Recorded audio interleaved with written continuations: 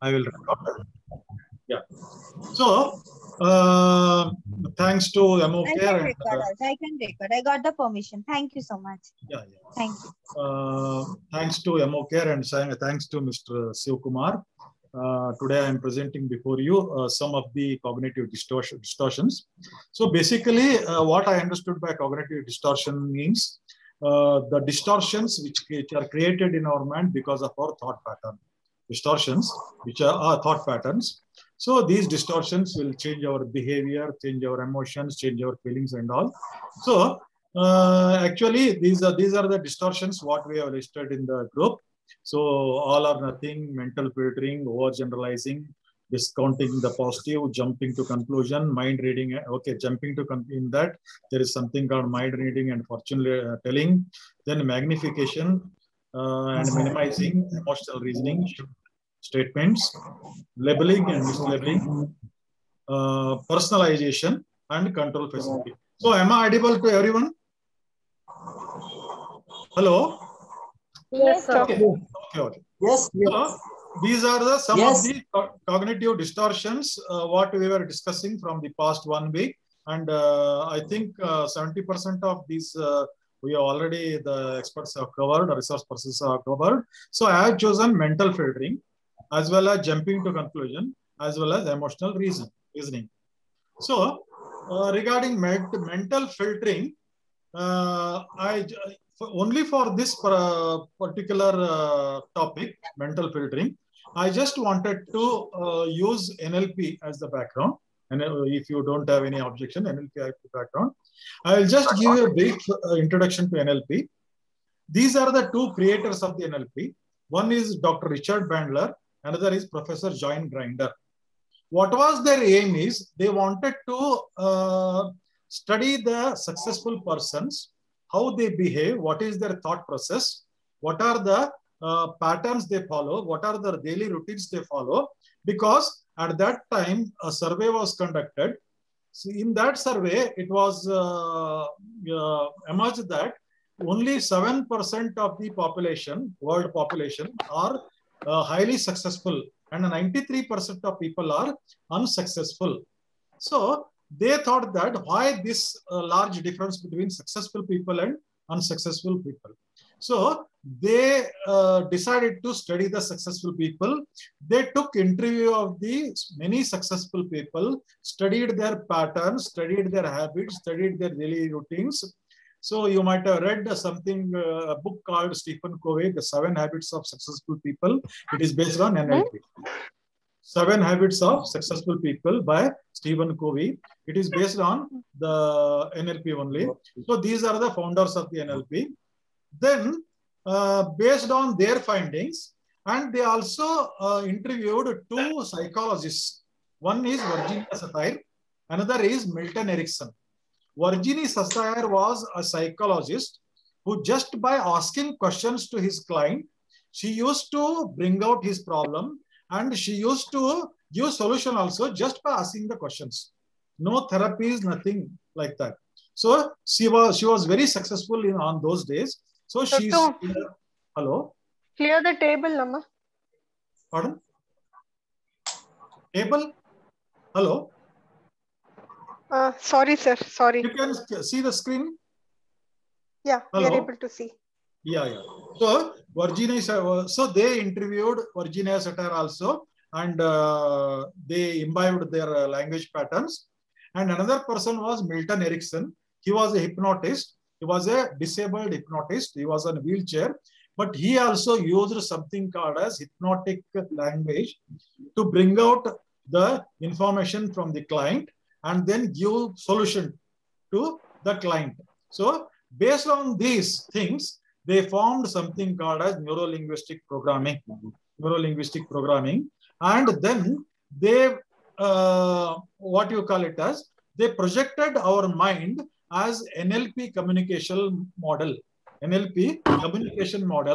Where actually this case of filters, what we call it as mind filters, will come into question. So mind filters are nothing but the filters which filter the information what we take from the 5 senses. We take information visually, auditory, gustatory, kinesthetic, and another one. So all those information we take will not be directly stored. Hello? Are you following me? Hello? The information we take from... Please, everybody, please mute your calls. Otherwise, there are little disturbances. Yeah. Please mute your calls. Your voice is absolutely audible. Rest of the participants, please mute your calls. Yeah. Please mute everyone. Okay. So this is called communication module, and this talks about the filters in our mind. So what are those filters? So there are three important filters which we call it as meta model, which are known as deletion, distortion, and generalization. So whenever we take information from our five senses, some part will be deleted, some part will be deleted, some part will be distorted, and some part will be generalized based on our mind's programming during our upbringing. So during our upbringing, we have a lot of programming that has been stored in our mind. There will be a lot of prejudices. There will be a lot of other beliefs, values, decisions, memories, and all those things will be there stored in our mind. Based on those things, these deletion and distortion and generalization will happen. For example, see, when we see something, there is something called as focused observation as well as non-focused observation. In focused observation, we try to grab every information through our eyes, whereas in non-focused casual observation, we delete a lot of things. Only where we are focusing, only that portion we take as the information and store in our mind. So like this, deletion happens. So deletion happens due to many reasons. Then there will be distortion also, based on our prejudices. So we distort the things. There is a saying in English, we listen only what we want to listen, something like that. Whatever other people might be communicating, we listen whatever we want to listen because of our prejudications. So therefore, what happens? We distort the things and we store it. Third thing is there will be generalization. There will be overgeneralization or generalization. Again, it is due to prejudices. For example, all government officers are corrupt. This is a generalization. All rickshaw drivers are dangerous in the night. This is one kind of generalization. Because we see newspaper, we see a lot of unwanted things happen due to auto rickshaw drivers and corruption we also see. So these are stored in our mind as our prejudices. Because of our prejudices, we generalize the things, and because of this deletion, distortion, and generalization, there will be a lot of distortion happens to the matter we absorb through our five senses and stored in that mind. So what is important? That is called as internal representation. Internal representation is nothing but how the world is represented in our mind. How the world we are seeing is represented in our mind. It is not exact replica of the world. It is a distorted, deleted, and what we call generalized representation of the world. Therefore, we call it as a map is not territory. Territory means the reality, whereas map is what we stored in the mind, or internal representation, what we stored in the mind. That is so. Everybody has their own internal representation because of their prejudices, because of their deletion, distortion, and generalization. Therefore, everybody has different mindset. Because of their different mindset, their perspective of what they see will be different. So if we observe an event, 3-4 people observe an event or a person, so they make different perspective of that event. They make different perspective of that person, so and store it in their mind. For example, one person may be good for somebody, may be bad for somebody because of their prejudices. So these things happen in mind because of these filters. So apart from deletion, distortion, and generalization, what we call it as meta modeling in NLP, we have beliefs, lot of core beliefs, what we call, like these beliefs are generated due to our upbringing, whatever our parents tell, how you should behave, how you should do, what is wrong, what is right. So there will be a lot of programming will be done during our upbringing. Because of it, core belief will be generated in our mind. So then values will also be generated in our mind because of this only. So all the teachings, preachings, education, because so a lot of things will contribute to our values. Then decisions also. So we take the decision taking power, in what situation, what decision we take. So those decisions, and most important thing, our memories. Our memories also become our prejudices. So all these things will affect and act as a mental filters, and they will delete, distort, generalize, and a distorted version of the world will be stored as internal representation system in our mind. So this is all about the filters. Based on that, we call it as actually map. We call it map is nothing but internal representation of the reality of the world. So because of this internal representation, our behavior generate, our state of mind generate. So that behavior will result into feelings, then emotions. So everybody respond according to their internal representation for any situation. For any situation, everybody respond or react based on internal representation. So for same event, somebody might get angry. For same event, somebody can get happy also. So there will be a lot of such things. So that create the filters. This is about the filters, what I understood.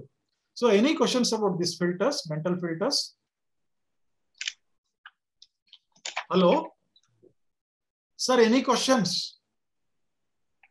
I don't have any questions, sir. Okay. Is it clear, sir? Yeah, very much. Very much. Okay. Thank you. Very much. So now I will go to the second this thing. Okay.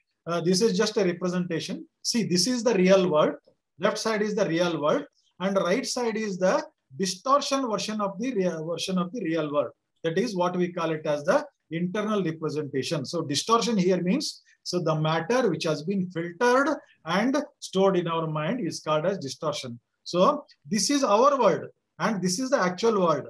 So because of our world, our prejudices, our and mental state, so that all the things happen. Therefore, change the map, you change the world. So if you can expand your map, that is your internal representation. If you can change your internal representation, you can change the world also. So you will be more near to reality. So you can change your internal representation so that it will be more near to reality, so that you will be less prejudiced, you will be having less negative mindset, something like that. So in that way, it becomes a cognitive distortion. So mind filters will result into cognitive distortions. So in some people, it may be less. In some people, it may be more. Now coming to the second filter. See, okay, just a minute. Okay.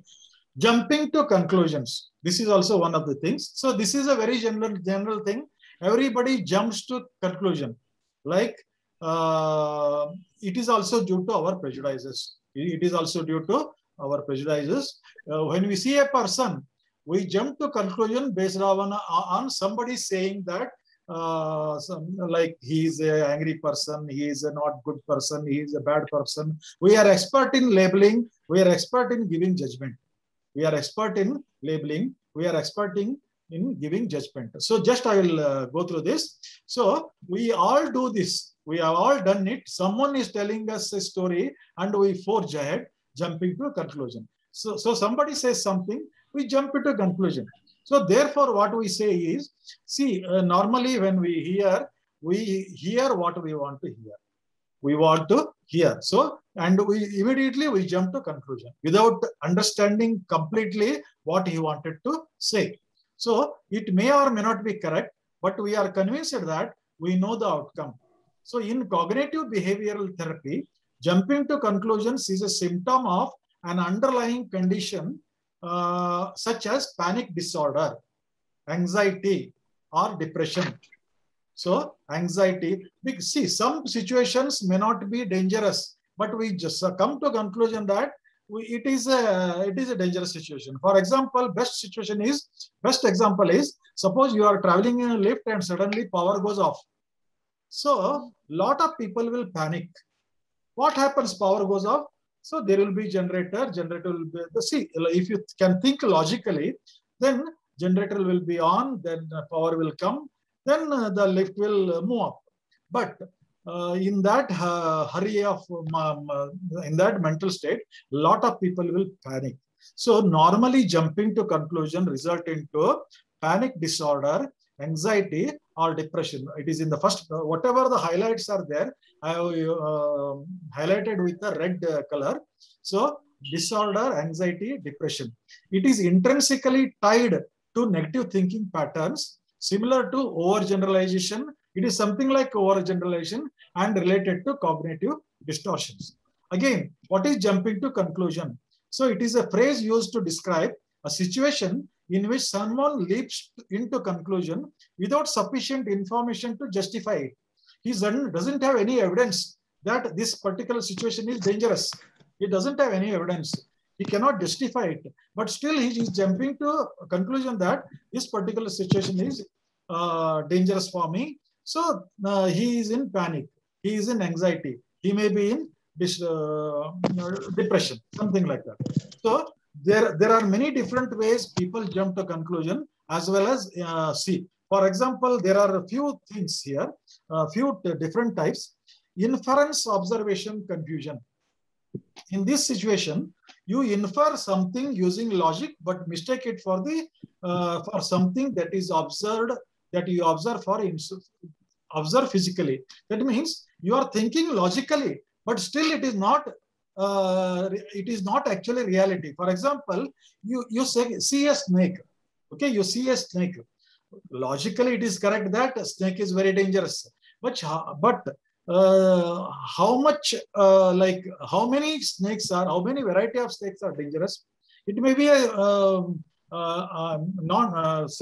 that may be a, okay, I don't know the names of those snakes. So see, experts say 90% of snakes are non-poisonous, whereas only 10% of snakes are poisonous, including king cobra, and some other species. So we jump to conclusion without, it is logically correct. Snake is dangerous, but we are not trying to verify it. We don't have sufficient information regarding that snake to justify it. So there are many different ways people to jump to conclusion, as well as seeing someone wearing a flashy jewelry. Okay, this is one example. We see some flashy jewelry and we come to a conclusion that he is a rich person. It may be a duplicate jewelry. It may be a duplicate jewelry. That is also jumping to conclusion. So why it is okay, in another 10 minutes is there. The truth is that you simply observe the wearing jewelry, but you believe that person is wealthy. Casual assumption. Sometimes we assume very casually. For example, people rely on intuition. Intuition means the inner feeling, but it can lead to mistakes. Hello. You might assume that because someone is not smiling, you will not, while you speak to them, they are angry to you.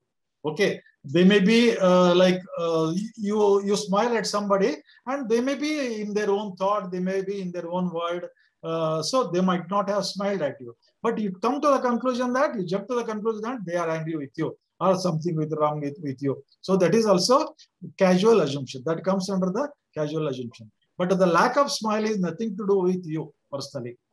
So then reading the minds. Mind reading is one of the type of cognitive distortions. That means we assume something. He might be thinking like that. My boss doesn't like me. My boss doesn't like me. Well, he has never told you like that. He has never told you like that. But sometimes he might have scolded you, but you come to the conclusion, my boss doesn't like me. He might promote somebody else, but he doesn't promote me. Something like that. It is it is called as reading mind. So, for example, someone does not say reply when you say good morning.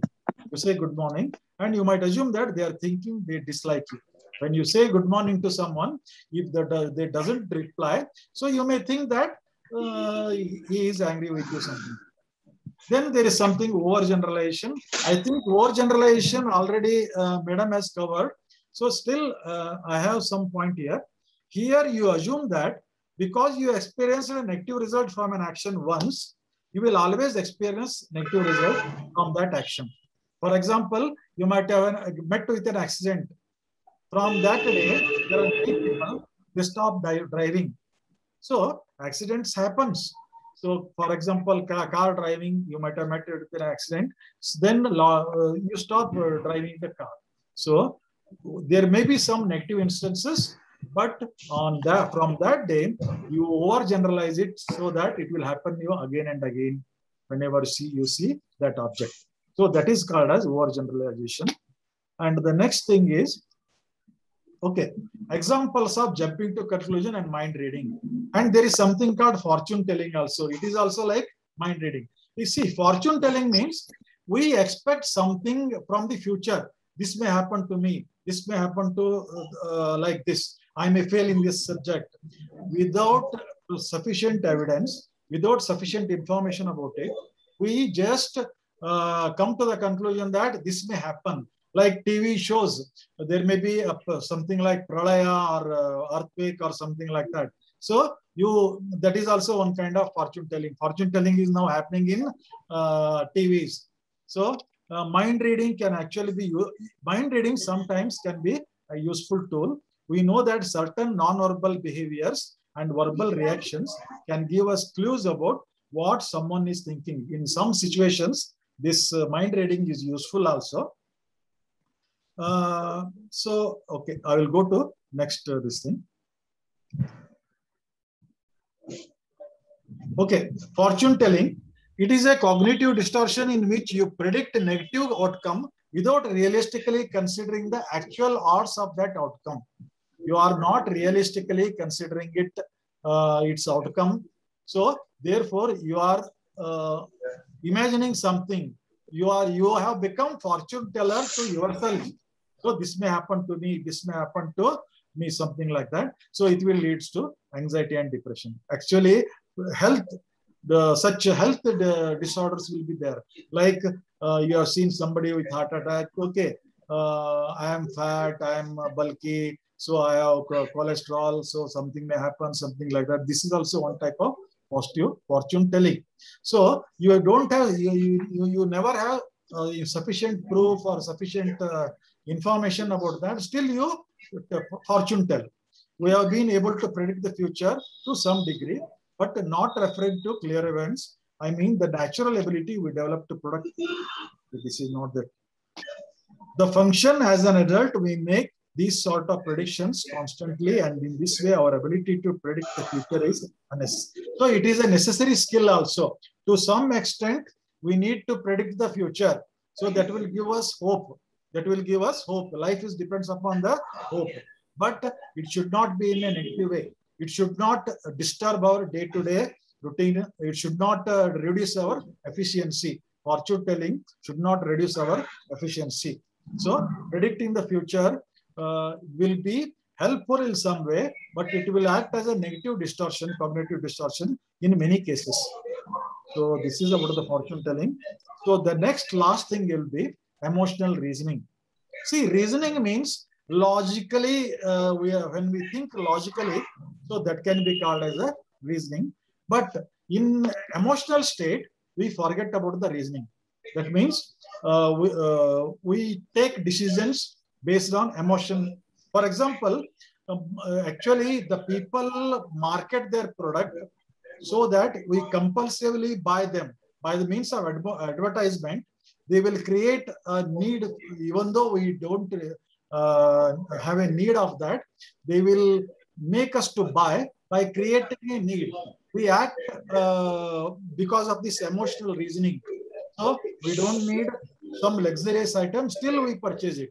So that is also one of the emotional reasoning. Emotional reasoning is a common cognitive distortion experienced by people with panic disorder. Such faulty beliefs can be dangerous for a person, as these thoughts can increase feelings of anxiety, fear, apprehension, etc. Emotional reasoning means that you are excessively tuned to the way you feel and make assumptions based on these feelings. You have some feeling and you are strict to that feeling. So this is wrong, this is dangerous, something like that. Like the case of snake or something like that.